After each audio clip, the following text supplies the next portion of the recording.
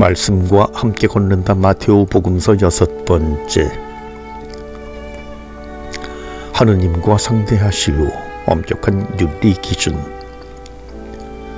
몇 년 전 버스 정류장에서 있었던 일이다. 한 환경미화원이 정류장에 설치된 쓰레기통을 비우다가 그 내용물을 모두 땅에 쏟고 말았다. 순간 한숨을 쉬며 난감하던 그는 다시 쓰러진 쓰레기들을 주워 담기 시작했다. 승객 대부분이 흩어진 쓰레기들을 피해가며 버스를 타는데 갑자기 어느 중년남이 나서서 쓰레기를 같이 줍기 시작했다. 담배꽁초 가래침 묻은 휴지 등 보기에도 더러운 것들을 맨손으로 부지런히 집어 옮기니 금세 정류장이 깨끗해졌고 환경미화원은 고개를 숙여 감사를 표했다. 버스가 도착하자 그는 표효히 사라졌다. 마테오 복음에서 예수님은 그리스도인다운 행동을 요구하셨다. 행동이 그리스도인의 존재를 결정하기 때문이다. 그렇다면 도대체 어떻게 행동해야 예수님의 요구에 부응할 수 있을까? 산상설교에 그 답이 있다. 어떤 말씀이든 주제별로 정리하는 작업을 즐겼던 마테오 복음사가는 산상설교에서 예수님이 알려주신 윤리 목록을 일목요연하게 정리하였다. 그래서 산상설교의 전체 주제를 하느님 나라의 윤리라 부른다. 산상설교에는 실로 많은 가르침이 나온다. 행복선언으로부터 교회의 역할, 대립명제, 자선, 단식, 기도, 주님의 기도, 재물, 그리고 황금률에 이르기까지 모두 금쪽 같은 내용이다. 그 중에서 하느님 나라의 윤리가 갖는 성격을 잘 밝혀 놓은 곳은 대립명제이다. 어떤 중년남이 있었다. 그는 퇴근 후에 집에 돌아오면 씻고 식사를 한 후 곧바로 소파로 간다. 소파에 누워 리모컨을 이리저리 작동하다 먼저 뉴스를 선택한다. 뉴스가 끝나면 다시 채널을 돌리다 자칭 정치평론가들의 험담이 오가는 종편에 잠시 머무른다. 그것도 지루해지면 쇼 프로그램으로 이동해서 소녀시대가 춤추며 노래하는 장면을 열심히 들여다본다.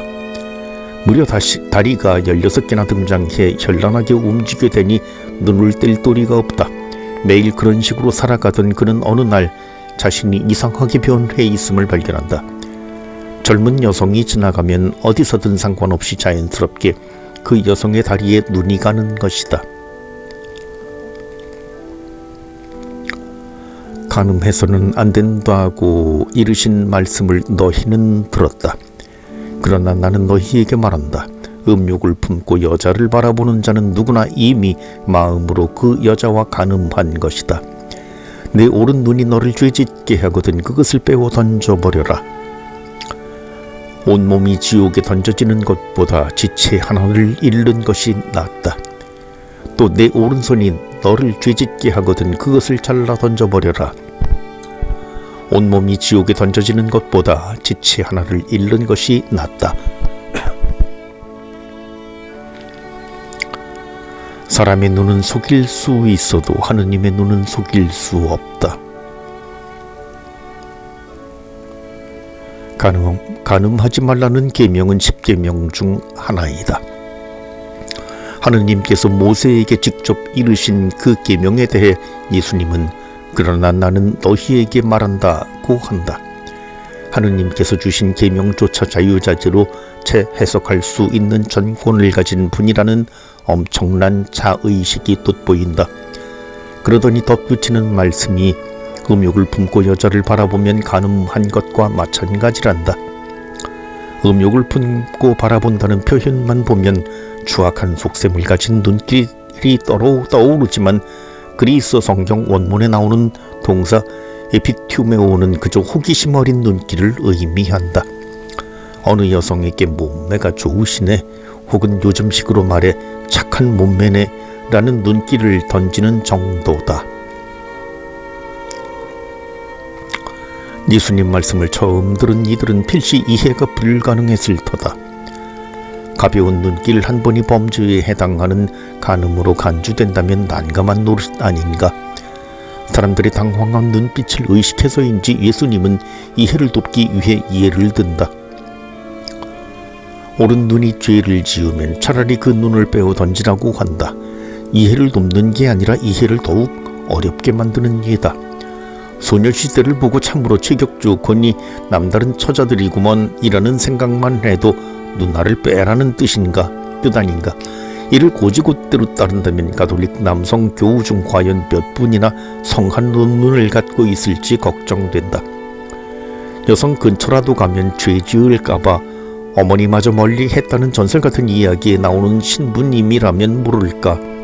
상황이 이 정도라면 예수님의 윤리를 가히 극단적이라 불러야 옳을 것이다. 그렇다고 우리의 사정을 속속들이야 하시는 분이 인간의 나약함을 무시하셨을 리는 없다. 이런 때는 별 수 없이 말씀의 행간을 읽어내야 한다. 두 번째 중년남은 아마 이런 생각을 할 것이다. 내가 비록 TV에 빠져 이 지경에 이르렀지만 언젠가는 나쁜 습관에서 벗어나고야 말겠다. 성을 상품화하는 언론이 문제다. 그리고 옆구리에서 또 하나 올라오는 생각은 서로 내 눈길이 지나가는 여성의 다리에 머물며 잠시 못된 생각을 했기로서니 다른 사람들이 내 생각까지 어찌하랴. 아마 신부님 중에도 나와 비슷한 사람이 있을 걸. 하지만 그의 판단은 틀렸다. 사람 눈은 속일 수 있어도 하느님의 눈은 속일 수 없기 때문이다. 문자로 된 율법을 넘어서기. 예수님께서는 우리에게 이제부터 문자로 된 율법이 아니라 하느님과 직접 상대하라고 말씀하신다.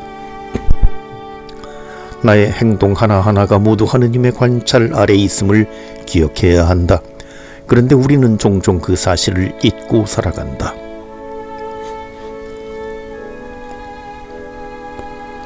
하느님 나라의 윤리는 엄격하기 짝이 없다. 하느님과 직접 상대해야 하기 때문이다. 어떤 변명이나 어떤 자기 합리화도 하느님 앞에서는 통하지 않는다. 예수님께서 우리에게 요구하시는 행동은 계명 이전의 것이다. 간음을 하려는 먼저 음욕이 담겨야 하고 음욕이 눈에 담기려면 추악한 흑심이 발동해야 하고 흑심이 발동하려면 마음에서 잠시 하느님을 제쳐두어야 한다. 누구에게도 요구받지 않고 법적인 제재도 받지 않는 상황에서 발벗고 환경미화원을 도운 첫 번째 중년남은 하느님과 직접 상대했던 사람이다. 그는 좋은 선택을 했다.